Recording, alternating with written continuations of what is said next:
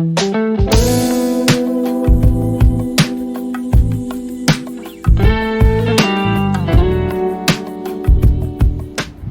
हम लोग income tax में इनकम फ्रॉम सैलरी से रिलेटेड एक ऐसे क्वेश्चन की प्रैक्टिस किया जाएगा जिसमें आपको रेंट फ्री हाउस के वैल्यूएशन का तरीका बताया जाएगा, मेडिकल अलाउंस के ट्रीटमेंट के बारे में बताएंगे, रिफ्रेशर कोर्सेज के बारे में बताया जाएगा। साथ ही साथ ये जो क्वेश्चन है यूनिवर्सिटीज के साथ साथ प्रोफेशनल कोर्सेज में भी पूछे गए हैं। तो आपकी स्क्रीन पर क्वेश्चन चल रहा है, इसको ध्यान से देखिए। लेकिन हम हर बार की तरह इस बार भी करेंगे कि पहले वीडियो को रोककर क्वेश्चन को कॉपी पर नोट करके अगर पढ़ेंगे ये टॉपिक बहुत इजीली आपको समझ में आएगा। The following particulars of Mrs Anjana Sharma income, salary दिया है 3,60,000 per annum after deducting ₹48,000 for income tax at source. तो देखो जो सैलरी हमें चाहिए होती है वो बेसिक सैलरी, इसको ग्रॉस सैलरी बोलेंगे, उसमें कोई भी डिडक्शन नहीं होना चाहिए। अगर कोई डिडक्शन है तो पहले उसको हम ऐड कर लेंगे। तो हम लोग 3,60,000 में जो इनकम टैक्स डिडक्ट हुआ 48,000 ऐड कर लेंगे और दोनों मिलकर कहलाएगा बेसिक सैलरी। फिर उसके बाद है dearness allowance under term of employment 42,000 per annum. तो डीए एक फुल्ली टैक्सेबल अलाउंस होता है, साथ ही साथ ये अंडर टर्म्स ऑफ एम्प्लॉयमेंट है, जहां जहां हमें वर्किंग नोट में डीए की जरूरत पड़ेगी पूरा का पूरा डीए यूज किया जाएगा। Education allowance for 3 children 15,700 per annum. जो दो अलाउंसेस 3 तरह के होते हैं, एक फुल्ली एग्जेम्प्टेड अलाउंसेस, एक फुल्ली टैक्सेबल अलाउंसेस, एक है पार्टली एग्जेम्प्टेड और पार्टली टैक्सेबल अलाउंस। जो पार्टली टैक्सेबल एग्जेम्प्टेड अलाउंस होते हैं उन्हीं में है एजुकेशन अलाउंस। एजुकेशन अलाउंस एक बच्चे का 100 रुपए पर मंथ एग्जेम्प्ट करता है, लेकिन इनकम टैक्स ऐसी सुविधा सिर्फ 2 बच्चों के लिए देता है। तीसरे बच्चे को मिला हुआ है एजुकेशन अलाउंस फुल्ली टैक्सेबल होगा। तो हम एक बच्चे का 100, दूसरे का 100, यानी 100 और 100 200 रुपए पर मंथ की रेट से एग्जेम्प्ट करेंगे और पूरे एक साल का हो जाएगा 2400। तो 2400 एग्जेम्प्ट हो जाएगा, रिमेनिंग को टैक्सेबल कर देंगे। मेडिकल अलाउंस, तो मेडिकल अलाउंस अभी बताया अलाउंस 3 तरह के होते हैं, उसमें मेडिकल अलाउंस एक फुल्ली टैक्सेबल अलाउंस है। ये आपको जितना मिला है पूरा का पूरा टैक्सेबल होगा, चाहे आप इससे कम पैसे खर्च किए हो चाहे इससे ज्यादा किए हो, इससे कोई नहीं मतलब, आपका मेडिकल अलाउंस पूरा का पूरा टैक्सेबल कर दिया जाएगा। Rent free house in Hathras the company paid ₹8,000 per month as rent. तो कंपनी ने उसे एक रेंट फ्री हाउस दी है और इस हाउस का ओनर कंपनी नहीं है, कंपनी इसको किराए पर लेकर इस हाउस को एम्प्लॉय को रेंट फ्री करके दी है। अब देखो जब हम रेंट फ्री हाउस निकालेंगे हमारे सामने 2 प्रॉब्लम आएगी कि वो हाउस कंपनी का है, अगर हाउस कंपनी का है और एम्प्लॉय को दिए रहने के लिए और पैसे नहीं ले रही है, तब यहां पर शहर के पॉपुलेशन को चेक करोगे। अगर शहर की पॉपुलेशन 10 लाख से कम है तो सैलरी का 7.5% जोड़ोगे। अगर पॉपुलेशन 10 लाख से 25 लाख के बीच है तो सैलरी का 10% जोड़ोगे और 25 लाख से ज्यादा है तो 15% जोड़ेंगे, सैलरी का 15% ऐड होगा। सैलरी का मतलब अभी हम आगे आपको एक्सप्लेन करेंगे। दूसरी चीज, अगर हाउस कंपनी ने रेंट पर लेकर दिया तब आप शहर के पॉपुलेशन में नहीं जाओगे, सिर्फ क्वेश्चन में 2 चीजें चेक करोगे कि हाउस का किराया कंपनी ने कितने रुपए पर मंथ पेड किया है, उसको लिखना। पॉपुलेशन कोई भी हो, सैलरी का 15% निकालना। दोनों में कंपेयर करेंगे, जो कम होगा वही सैलरी में आकर ऐड होगा। अभी स्टूडेंट्स का होगा जब क्वेश्चन लगाया जाएगा फिर से, और उसको एक फर्नीचर भी प्रोवाइड किया। तो फर्नीचर एक फर्निश्ड हाउस है, फर्नीचर का रूल है कि अगर कंपनी फर्नीचर खुद अपना दी है उस फर्नीचर का 10% जोड़ना उस हाउस की वैल्यू में। अगर कंपनी ने उसको रेंट पर लेकर दिया है तो हम पूरा का पूरा रेंट ऐड करेंगे। तो देखो क्वेश्चन में दिया है कि कंपनी उस फर्नीचर का रेंट पेड कर रही है 25,050 पर एनम, तो यहाँ हम रेंट जोड़ेंगे। अगर एक फर्नीचर की कॉस्ट होती और फर्नीचर कंपनी का होता तो उसका 10% ऐड करते। उसे डोमेस्टिक सर्वेंट, एक स्वीपर और एक वॉचमैन मिला है जिसे 1250 पर मंथ कंपनी द्वारा पेड किया जाता है। ये परचेज है।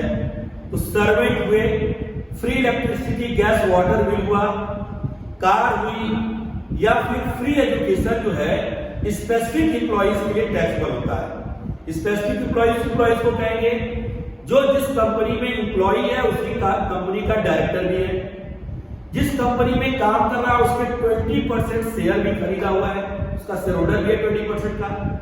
और अगर उसकी मॉनिटरी सीट्स 16(1) के डिडक्शन के बाद 50,000 से ज्यादा है तो वो हमारे लिए स्पेसिफिक एम्प्लॉई होगा। जितने भी सर्वेंट होंगे, कार होगी, फ्री एजुकेशन होगा, फ्री इलेक्ट्रिसिटी वाटर भी होगा, जो अगर एम्प्लॉयर पेड कर रहा होगा उसकी सैलरी में हम ऐड कर देंगे। कंपनी ने उसके रिफ्रेशर कोर्स पर 8,000 एक्सपेंस किया है। तो कंपनियां रिफ्रेशर कोर्सेज के लिए एम्प्लॉइज को भेजती हैं अपने बेनिफिट के लिए, कि जो उनके यहाँ नई टेक्नोलॉजी यूज हो रही है, नए सॉफ्टवेयर यूज होते हैं, उनके यूज के लिए भेजती है कि जाओ पेड होकर आओ और वर्क करो। इसलिए रिफ्रेशर कोर्स पर जितना भी एम्प्लॉयर हमारा एक्सपेंड करेगा वो पूरा का पूरा एग्जाम हो जाएगा। एम्प्लॉयर और एम्प्लॉई दोनों कंट्रीब्यूट कर रहे हैं आरपीएफ में, जिसमें एम्प्लॉई का 31,000 है और एम्प्लॉयर का 36,000। एम्प्लॉई के कंट्रीब्यूशन को हम सैलरी में ऐड नहीं करेंगे क्योंकि बेसिक सैलरी में ऑलरेडी ऐड होता है, और एम्प्लॉयर का कंट्रीब्यूशन आरपीएफ में तभी ऐड करेंगे जब वो सैलरी के 12% से ज्यादा होगा। तभी चेक किया जाएगा क्वेश्चन सॉल्यूशन में जो 36,000 जो एम्प्लॉयर कंट्रीब्यूट किया कर रहा है सैलरी के 12% से ज्यादा है या कम है। कम होगा तो एग्जाम करेंगे, ज्यादा होगा तो एक्सेस वाले को उसकी सैलरी में ऐड कर दिया जाएगा। फिर उसे कंपनी ने उसके टेलीफोन बिल का पेमेंट कर रही है। देखो एक ऐसी ऑब्लिगेशन, एक ऐसा दायित्व जो एम्प्लॉई का है, टेलीफोन बिल वो पर्सनल कामों में यूज कर रहा है, उसे खुद बियर करना चाहिए। लेकिन एक इनकम टैक्स का रूल है कि अगर कोई भी एम्प्लॉई पर्सनल अपने यूज में भी टेलीफोन कर रहा है, मोबाइल कर रहा है, उसका बिल एम्प्लॉयर पे कर रहा है, ये भी एग्जाम्प्ट हो जाएगा। और उसने एम्प्लॉयमेंट टैक्स दिया है। एम्प्लॉयमेंट टैक्स डिडक्शन है अंडर सेक्शन 16(3) का। जब ग्रॉस सैलरी पूरी टोटल जोड़ लेंगे, स्टैंडर्ड डिडक्शन 50,000 के साथ साथ हम इस एम्प्लॉयमेंट टैक्स को भी माइनस करेंगे। अच्छे से क्वेश्चन को एक बार नोट करिए, हम बोर्ड पर सॉल्यूशन के लिए चल रहे हैं। तो आप लोगों ने कॉपी पर क्वेश्चन नोट कर लिया है। अब इसके सॉल्यूशन पर आएंगे और कुछ इसके इंपॉर्टेंट पॉइंट्स हैं, उनको आप ध्यान से देखना। तो देखो, जब सबसे पहले हम लोग बेसिक सैलरी को लिखा जाएगा, और बेसिक सैलरी में अगर क्वेश्चन में किसी भी तरह का डिडक्शन दिया है तो डिडक्शन को ऐड करना। मेनली देखो डिडक्शन में दे देता है कि employ contribution in RPF, income tax, rent of the house. तो अगर ये चीजें उसकी सैलरी से डिडक्ट उसको ऐड करेंगे। तो देखो इसमें सैलरी को पाया 3,60,000 after the deduction of income tax 48,000। हम लोगों ने बेसिक सैलरी जब लिखा तो 3,60,000 में 48,000 उस इनकम टैक्स को ऐड कर लिया। अब इसकी बेसिक सैलरी कहलाएगी 4,08,000। यानी जहां जहां बेसिक सैलरी यूज करेंगे वहां पर 4,08,000 को यूज किया जाएगा, 3,60,000 को यूज नहीं किया जाएगा। फिर दूसरा देखो है डीए है। DA under terms of employment, DA एक फुल्ली टैक्सेबल अलाउंस है, पूरा का पूरा इसकी इनकम में जो गया 42,000। Education allowance, education allowance partially taxable होता है और पार्शली एग्जेम्प्टेड होता है। इनकम टैक्स के रूल के अकॉर्डिंग एक बच्चे को 100 रुपए अगर एम्प्लॉय के बच्चे को एजुकेशन अलाउंस दे रहा है तो उस अलाउंस का 100 रुपीज पर मंथ एग्जाम हो जाएगा। लेकिन ये फैसिलिटी सिर्फ 2 बच्चों के लिए इनकम टैक्स करता है अलाउ होगा। एम्प्लॉयर कितने भी बच्चों को एजुकेशन अलाउंस दे सकता है, इसके लिए कोई रिस्ट्रिक्शन नहीं। लेकिन जब टैक्सेबल सैलरी की बात आएगी तो 2 बच्चों का education allowance 100 rupees per month exam हो जाएगा। ये पाया 3 बच्चों के लिए, लेकिन 2 बच्चों का एग्जाम होगा 100 रुपए और एक दूसरे का 100, यानी 200 रुपए पर मंथ एग्जाम हो जाएंगे, तो 2400 रुपए एग्जाम हुआ। जबकि एजुकेशन अलाउंस पाया 15,700, जिसमें एक बच्चे का 100 रुपए पर मंथ, दूसरे का 100 रुपए पर मंथ, 2400 एग्जाम हुआ, टैक्स हो जाएगा 13,300। फिर उसके बाद है मेडिकल अलाउंस। मेडिकल अलाउंस एक फुल्ली टैक्सेबल अलाउंस होता है। इंप्लॉय ने इस पर कितना खर्च किया, कितना नहीं किया, कितना बचा, इससे कोई मतलब नहीं। इंप्लॉयर ने उसको जो भी मेडिकल अलाउंस दिया है वो एक फुल्ली टैक्सेबल है, उसका पूरा का पूरा सैलरी में ऐड करेंगे। तो देखो क्वेश्चन में दिया 37,200 पाया है, जबकि इसने अपने ट्रीटमेंट पर 14,000 एक्सपेंस किया है। इस 14,000 से कोई मतलब नहीं, पूरा 37,200 टैक्सेबल हो जाएगा। तो मेडिकल अलाउंस पूरा का पूरा 37,200 टैक्सेबल हुआ। फिर है उसे रेंट फ्री हाउस मिला हुआ। तो देखो जो मेन क्वेश्चन हम लोग आज इसको प्रैक्टिस कर रहे हैं, रेंट फ्री हाउस के वैल्यूएशन के बारे में सीख रहे हैं। तो रेंट फ्री हाउस के बारे में बताया कि जब इंप्लॉयर अपने इंप्लॉई को हाउस प्रोवाइड कर देता है कि तुम हाउस में रहो, हम तुमसे कोई भी किराया चार्ज नहीं करेंगे, तो ये परक्विस्ट कहलाएगा। अगर हाउस रेंट अलाउंस देता कि पैसे लो कहीं भी मकान ढूंढ करके रहो, तो वो हाउस रेंट अलाउंस हो जाता। लेकिन अलाउंस का रूल अलग है, लेकिन उसने अलाउंस पैसे नहीं दे रहा, बल्कि कह रहा ये मेरा हाउस है, जाकर इसमें रहो। तब ऐसी कंडीशन में दो रूल अप्लाई होंगे। देखा जाएगा कि हाउस का ओनर कौन है, हाउस का ओनर इंप्लॉयर है या हाउस का किराए पर लेकर ओनर ने इंप्लॉइज को दिया है। अगर हाउस का ओनर इंप्लॉयर ही होगा तो ऐसी कंडीशन में हम लोग शहर की पॉपुलेशन पर आएंगे। अगर पॉपुलेशन 10 लाख से कम है तो सैलरी का 7.5% पर किसकी वैल्यू मानी जाएगी। अगर पॉपुलेशन 10 लाख तक है और 25 लाख के बीच में है तो सैलरी का 10% हम लोग निकाल कर पर किस मानेंगे। लेकिन अगर यही पॉपुलेशन 25 लाख से ज्यादा है तो सैलरी का 15% हम ऐड करेंगे। दूसरी कंडीशन, अगर हाउस को इंप्लॉयर रेंट पर लेकर दिया है तो सिर्फ दो चीजों को हम लोग ध्यान में रखेंगे। पहला, इंप्लॉयर ने कितना रेंट पेड किया और सैलरी का 15%। तब यहाँ पॉपुलेशन नहीं देखना, सैलरी का 15%। तो अब यहां पर देखो इंप्लॉयर ने उस हाउस को किराए पर लेकर दिया था। तो देखो वर्कलोड बनाए हैं, valuation of rent free house. दो चीज कैलकुलेट करनी है, rent paid by employer. Employer 8,000 रुपए पर मंथ रेंट पेड कर रहा है, 96,000, या 15% ऑफ सैलरी। तो जब सैलरी का 15% निकालने जाओगे तो अब सैलरी में बेसिक सैलरी आएगी, dearness allowance under terms of employment आएगा, बोनस फीस कमीशन आएंगे और सारे टैक्सेबल अलाउंसेस आएंगे जो कि हम अपनी सैलरी में टैक्स के लिए ऐड किए उनको ले लेंगे। अब देखो बेसिक सैलरी ले लिया गया, dearness allowance under terms of employment इसको ले लिया गया, बोनस कमीशन रहता उसको भी लेंगे और सारे टैक्सेबल अलाउंस है। तो टैक्सेबल अलाउंस में एजुकेशन अलाउंस है, मेडिकल अलाउंस है और नीचे सब परक्विस्ट दिए हैं। तो हम लोगों ने basic salary, DA, education allowance और मेडिकल अलाउंस को ऐड कर दिया। अब इसका 15% निकालो, 5,05,000 आया, इसका 15% आएगा 75,075। अब इन दोनों में कंपेयर करना है, किसमें किसमें, जो इंप्लॉयर ने रेंट पेड किया है और जो सैलरी का 15% है, दोनों में कंपेयर करेंगे। दोनों में जो कम होगा वही उसकी सैलरी में जुड़ेगा, उसको लिख लिया। साथ ही साथ अगर इंप्लॉयर ने उसको फर्नीचर दिया, अपना खुद दिया है, तो फर्नीचर का 10% इसी में और ऐड कर दोगे। अगर फर्नीचर किराए पर दिया है उसका पूरा का पूरा रेंट ऐड करेंगे। यहाँ पर फर्नीचर रेंट पर है तो रेंट दिया गया 25,050।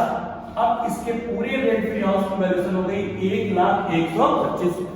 तो हम लोग लिखेंगे value of rent free house 1,01,25। दूसरा देखो उसके बाद एम्प्लॉयर ने उसको सर्वेंट प्रोवाइड किए, सर्वेंट दिया है, स्वीपर दिया, वॉचमैन दिया है और सैलरी एम्प्लॉयर पेड कर रहा है। तो ये एम्प्लॉयर की द्वारा पेड की गई सैलरी इसी की तरफ से मांगी जाएगी और उसकी सैलरी में ऐड होगी। उसकी ऐड होने की कंडीशन है कि उसको स्पेसिफिक एम्प्लॉय होना चाहिए और स्पेसिफिक एम्प्लॉय की कंडीशन है कि वह उसी कंपनी में एम्प्लॉइज हो और डायरेक्टर भी हो। जिस कंपनी में वो एम्प्लॉई है उसी के 20% शेयर परचेज किया हो, या उसकी मॉनिटरी रिसीट 16(1) के डिडक्शन के बाद 50,000 से ज्यादा हो। उसकी मॉनिटरी रिसीट देखो 50,000 से ज्यादा है इसका जोड़ने पर, इसलिए स्पेसिफिक एम्प्लॉई है तो जो भी एम्प्लॉयर ने उसके सर्वेंट को सैलरी पेड किया है सब कुछ उसके लिए टैक्सेबल होगा और उसकी सैलरी में ऐड करेंगे। 1250 12 महीने का 15,000 सर्वेंट का हुआ, 15,000 स्वीपर का, 15,000 वॉचमैन, 45,000। फिर उसके बाद नेक्स्ट है कंपनी ने उसके रिफ्रेशर कोर्स पर एक्सपेंस किए। तो रिफ्रेशर कोर्स कंपनियां अपनी बेनिफिट के लिए कराती हैं, इसलिए यह फुल्ली एग्जाम होगा, तो रिफ्रेशर कोर्स एग्जाम हुआ। फिर उसके बाद employer contribution in RPF. Employer अगर आरपीएफ में कॉन्ट्रीब्यूट करता है और उसका कॉन्ट्रीब्यूशन सैलरी के 12% से ज्यादा है तो ज्यादा वाला हिस्सा जुड़ जाएगा, और एम्प्लॉई का कॉन्ट्रीब्यूशन ऐड नहीं करेंगे। एम्प्लॉई का कॉन्ट्रीब्यूशन बेसिक सैलरी में जुड़ा होता है, उसको ऐड नहीं करेंगे, लेकिन एम्प्लॉयर का कॉन्ट्रीब्यूशन अगर 12% से ज्यादा तो उसको ऐड किया जाएगा। अब उसके लिए आरपीएफ के लिए हम लोग निकालेंगे exempted up to 12% of salary. तो सैलरी में 4 चीजें जुड़ती है, basic salary, dearness pay, dearness allowance under terms of employment और कमीशन ऑन सेल्स। 4 चीजें ऐड होती है, लेकिन इस क्वेश्चन में 2 ही है, basic salary, dearness allowance under terms of employment. इसको जोड़ा आया 4,50,000, इसका 12% हो जाएगा 54,000। तो अगर एम्प्लॉयर का कॉन्ट्रीब्यूशन 54,000 से ज्यादा है तो वही ज्यादा वाला जुड़ेगा। 54,000 तक अगर है तो एग्जाम्प हो जाएगा। तो देखो इसमें 36,000 और 54,000 तक एग्जाम्प हो सकता है, इसलिए पूरा का पूरा एग्जाम्प हो गया। फिर नेक्स्ट, टेलीफोन बिल अगर एम्प्लॉयर पर्सनल भी पेड करता है तो भी एग्जाम्प होता है। तो टेलीफोन बिल पर्सनल पेड किया भी एग्जाम्प हुआ। हम लोगों ने इसको ऐड किया, आएगा 6,45,625। 2 डिडक्शन है अंडर सेक्शन 16 के। स्टैंडर्ड डिडक्शन हर सैलरी वाले को मिलेगा 50 रुपए, और प्लस इसने एम्प्लॉयमेंट टैक्स दिया है, प्रोफेशनल टैक्स दिया है 7,000। चाहे वो कितने भी ईयर का इस ईयर में पेड करता है सब माइनस होगा, तो 57,000 माइनस कर देंगे, जो आएगा ये इसकी टैक्सेबल सैलरी होगी। तो एक बार फिर से अपने से ट्राई कर रहा है क्वेश्चन को लगाने का, नहीं समझ में आएगा तो वीडियो देखकर एक बार अपने उसको ट्राई करिए।